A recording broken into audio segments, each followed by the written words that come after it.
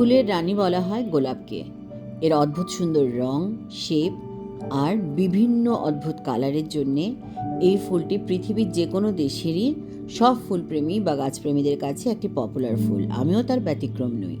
আমার মারও খুব পছন্দের ছিল। আমার মা শুধুই গোলাপ চাষ করতো, সো তার কাছ থেকেই আমার মোটামুটি শেখা।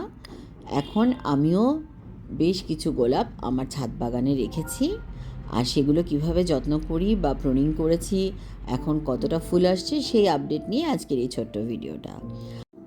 অক্টোবরের শেষের দিকে যখন দিন রাতে টেম্পারেচার মোটামুটি সমান থাকে, সেই সময় প্রুনিংয়ের কাজটা করা হয়েছে।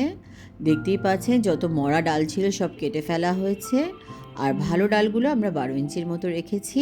কয়েকটা একটু দুর্বল ছিল বলে একটু একটু পাতা রেখেছি, বাট পাতা না রাখলে ভালো যদি আপনার গাছ স্ট্রং হয়। তারপরে দেখতে পারলেন যে আমি এখানে ডিএপি দিয়েছি, আর তার 15 দিন পরে এসওপি।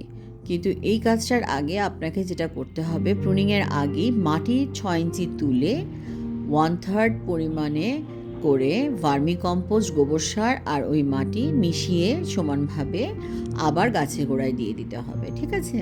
তারপরে প্রুনিংটা করবেন। প্রুনিং করার সময় অবশ্যই কাটা ডালগুলোর মাথায় একটু ফাঞ্জিসাইড লাগিয়ে দেবেন, যাতে কোনো কারণে যদি বৃষ্টি হয়, আজকাল যেহেতু ওয়েদারের কিছুই বলা যায় না, তাতে গাছগুলো না পচে।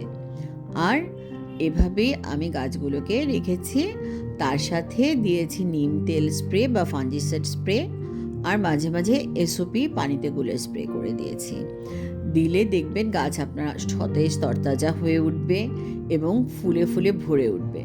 যখন গাছে অনেক ফুল আসা শুরু করবে, তখন চাইলে যে নার্সারিতে ট্যাবলেট সার পাওয়া যায়, প্রতি গাছে একটা করে, সেটাও দিতে পারেন।